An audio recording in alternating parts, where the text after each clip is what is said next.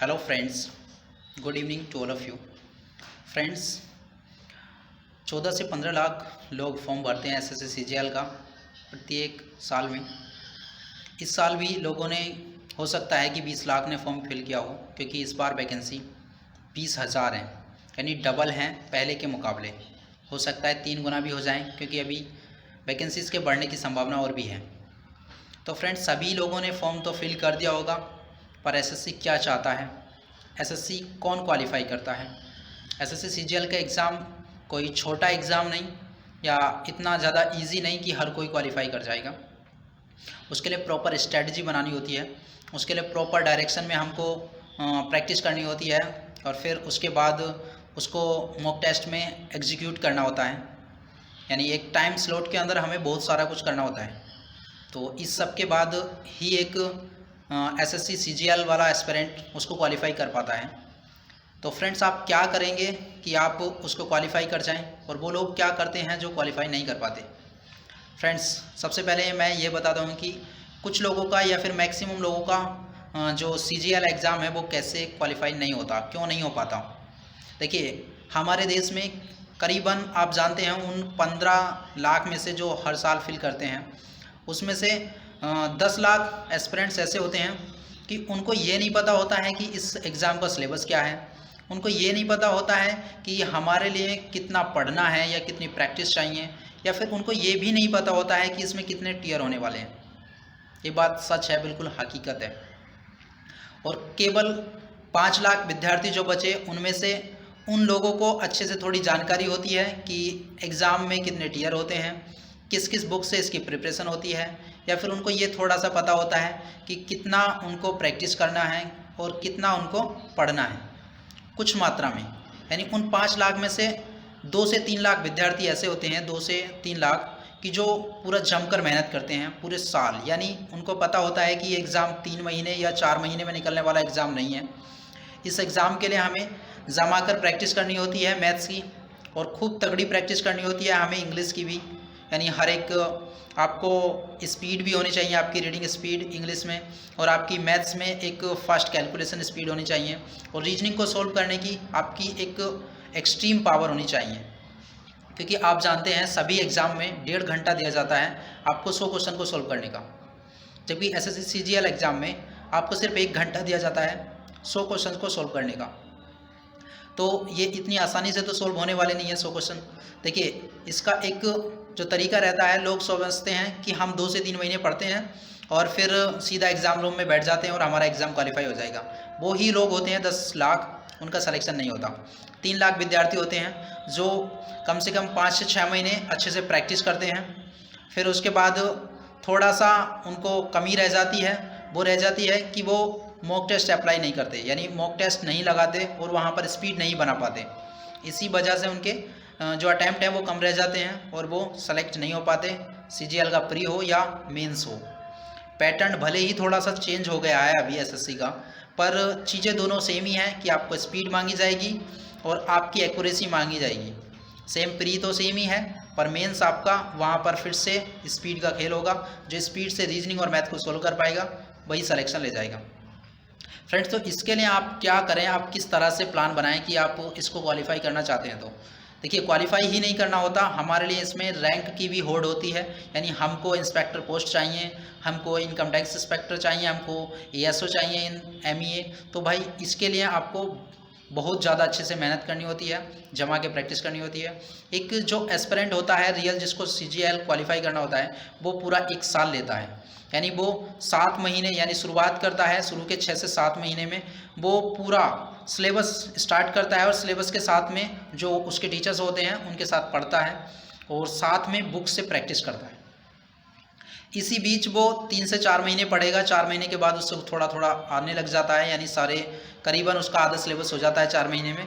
तो वो वहाँ से मॉक टेस्ट स्टार्ट करता है, 4 महीने पढ़ता है अच्छे से और कुछ चैप्टर हो जाते हैं, तो फिर उसके बाद वो मॉक टेस्ट करना स्टार्ट कर देता है। उसमें मॉक टेस्ट में कुछ मार्क्स आते हैं पर थोड़े कम आते हैं, और जैसे ही उसके 3 महीने लगातार वो मॉक टेस्ट करता है, मॉक टेस्ट डेली नहीं करता, वो सप्ताह में करता है।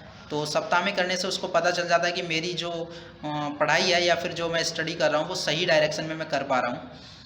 तो इसी से वो 7 से 8 महीने में कंप्लीट कर लेता है और उसका स्कोर भी 130 120 हो जाता है आपके प्री में 8 महीने के बाद, यानी 8 या 7 महीने में कोर्स कंप्लीट होता है अच्छे तरीके से।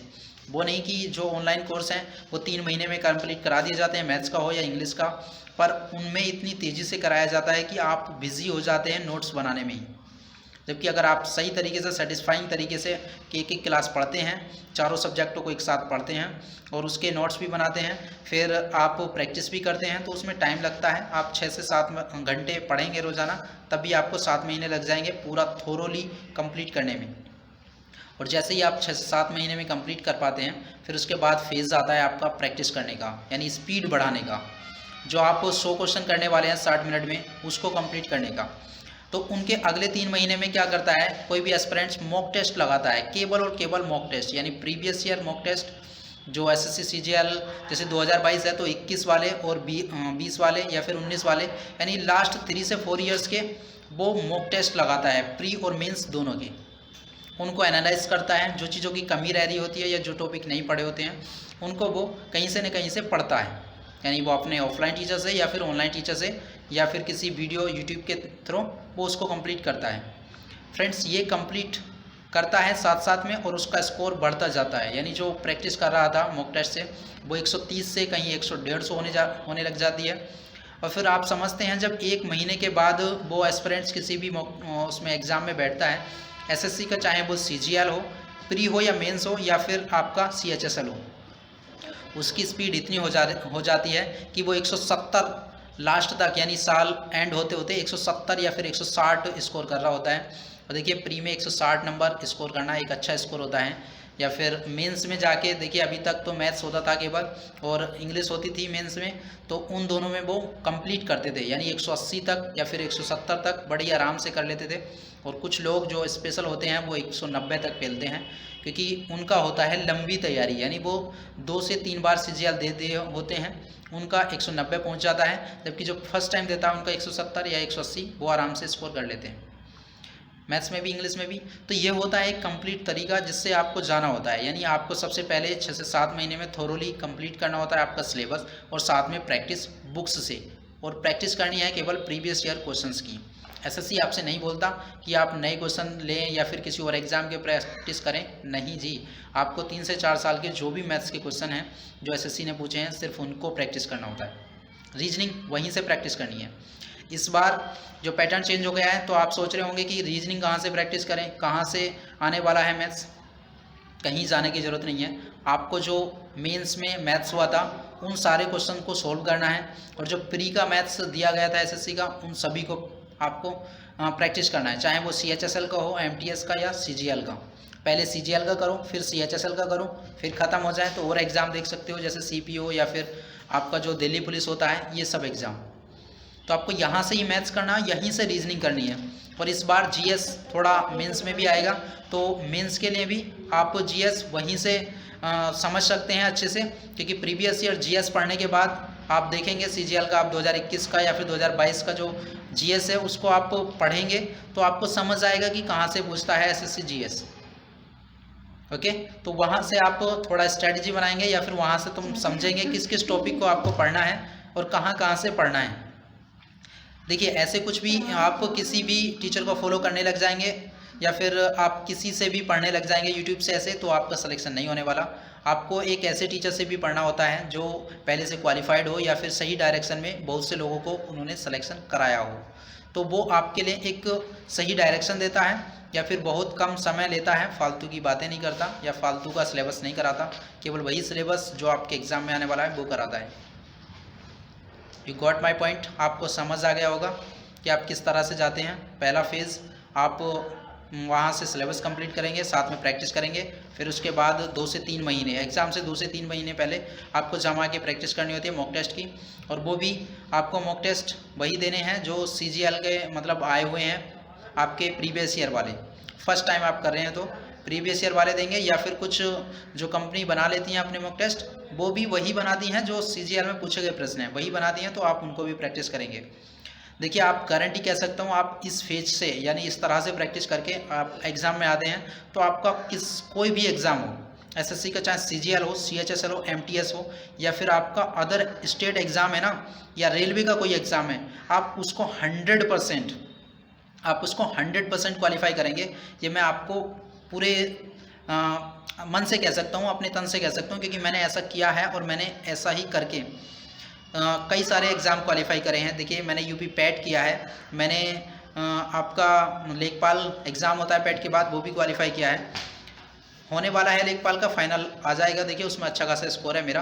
तो वहाँ पर मैंने सीएचएसएल, सीजीएल, एमटीएस यानी सारे में अच्छा खासा स्कोर किया है। तो आप ऐसा कर सकते हैं, मेरे एक्सपीरियंस के हिसाब से आप ये स्ट्रेटजी रखेंगे तो कंप्लीट हो जाएगा, मेरे हिसाब से आपका सिलेक्शन पक्का हो जाएगा। चलिए, बस इस वीडियो में इतना ही। आप इस वीडियो को शेयर कर सकते हैं, जो भी एसएससी, सीजीएल, सीएचएसएल या एमटीएस की तैयारी करने वाले हैं 2022 के एग्ज़ाम की, उन तक इस वीडियो को शेयर कर सकते हैं। और मेरे चैनल को सब्सक्राइब कर सकते हैं फर्दर गाइड के लिए, या फिर आप जो मैथ्स पढ़ना चाहते हैं, मैं मैथ्स पढ़ाता हूँ, तो आप मेरा मैथ्स अभी मतलब पूरा मेरे पे सेटअप नहीं है, इसलिए थोड़ा जैसा भी है मैं उससे कोशिश कर रहा हूँ कि आपकी हेल्प की जाए।